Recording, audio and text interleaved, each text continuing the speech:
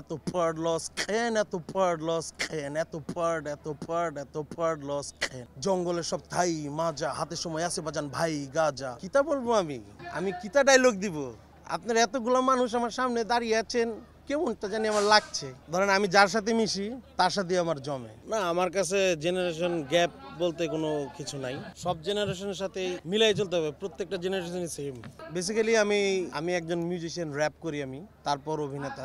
So আমি ছোটবেলার থেকে আমি এরকমই, আমাকে যারা ছোটবেলার থেকে চিনে তারা আমাকে এইভাবেই দেখে আসছে, কারণ আমি ওই কালচারটাই ফলো করি। অবশ্যই দেখার অনেক নাটক আছে, যে আমি দেনা পাওনা সিরিজ করতেছি একটা, এটা KM সোহাগ রানা বানাচ্ছে। এটা তো সবাই দেখতেছে, পরিবার নিয়ে দেখতেছে, রাস্তা দিয়ে বেরোলে মানুষ বলতেছে যে দেনা পাওনা আমি দেখছি, খুব ভালো লাগতেছে। এরকম অসংখ্য গল্প আছে যারা পরিবার সহই দেখতেছে। ট্রেন্ড ফলো করার কিছু নাই, দর্শককে আপনি যেটা দেখাবেন সেটাই দেখবে, যেটা দেখাবেন না দেখবে না। অ্যান্ড পার্সোনাল ওপিনিয়ন তো থাকে যে আমার এই কাজটা ভালো লাগতেছে না, তখন দর্শক ইগনোর করে যায়, আর যেটা ভালো লাগতেছে সেটা দেখতেছে। আমার কাছে তো মনে হইতেছে যে মানে দর্শক সব নাটকই দেখতেছে। হিপ হপ ধরনের নাটক আমি অনেক আগে করছি, এখন ওই জায়গা থেকে বের হয়ে কিছুটা কমেডি করার চেষ্টা করতেছি, পারিবারিক গল্প পেলে পারিবারিক অ্যাক্টিং করতেছি, যেটা আপনারা দেখতেছেন, আপনারাই বলতেছেন ভালো লাগতেছে। সো আসলে আমি সব কাজ করতে এনজয় করি, মানুষ যেটা পছন্দ করে ওইটাই আর কি আমার ভাল লাগে।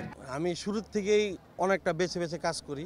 আপনারা অনেক টাইমে অনেকে বলে যে আপনার সব নাটকই দেখি, আসলে বেসিক্যালি সব নাটকে আমি থাকি না। যেই নাটকটা পপুলার হয় ওইটাই আপনারা দেখেন, ওইটাই মনে করেন যে সব নাটকে দেখে। মানে এমন কোনো কাজ তো আসলে চ্যানেলে নিবে না, তাই না? কিতা বলবো আমি কিতা ডায়লগ দিব?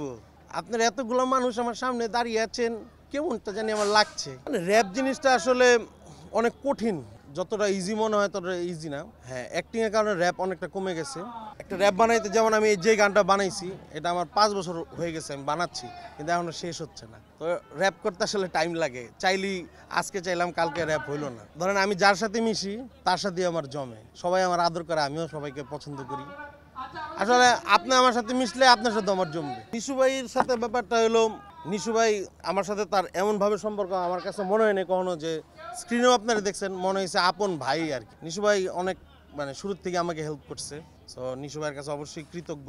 নিশু ভাইয়ের সাথে আসলে কেমনে জমে এটা আমি আসলে বলতে পারবো না। আমার কাছে মনে হয় নিশু ভাই আসলে সে যা করবে তাতেই পারফেক্ট, কারণ যেটা করতে চায় সে ওইটাই করে। সো নিশু ভাই সিনেমা করতেছে, এই জায়গাও সে পারফেক্ট, আমি মনে করি সে সাকসেস। আমি আসলে কখনো সামনে কি হবে সেটা নিয়ে ভাবি না, আজকে যেটা আছে সেটা নিয়ে ভাবি। ঈদের জন্য তো কাজ করেই যাচ্ছি, অনেকগুলা কাজ করা শেষ, এখনো রমজান মাস শুরু হয় নাই, আরও কাজ বাকি। সো খুব ব্যস্ত শিডিউল কাটাইতেছি। আর গান যদি শুনতে চান, ওই নতুন গানটার একটা লাইন শোনাইতে পারি।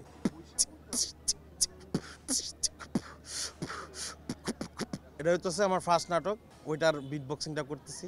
এত পার্ড লস খেন, এত পার্ড লস খেন, এত পার্ড লস খেন। ওই দিন পানি মালিক খেন, ওই দিন পানি মালিক খেন, ওই দিন পানি, ওই দিন পানি, ওই দিন পানি মালিক খেন।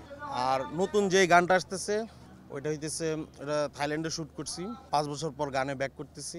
ওই গানটা কিছুটা এরকম, জঙ্গলের সব থাই মাজা, হাতে সময় আছে বাজান ভাই গাজা, ভাই গাজা বাজান ভাই গাজা, তোকে খেলা শেষ এবার ভাই গাজা। সময় গেলে সাধন হয় না, কথাগুলা তগরি তো কানে বাজান শয় না, জানি এখনো তো আমি তো সইরা ফিল্ডে আবার নামছি, দেখ কেমনে দিই, বাকিটা আর বলবো না, বাকিটা গানে দেখবেন।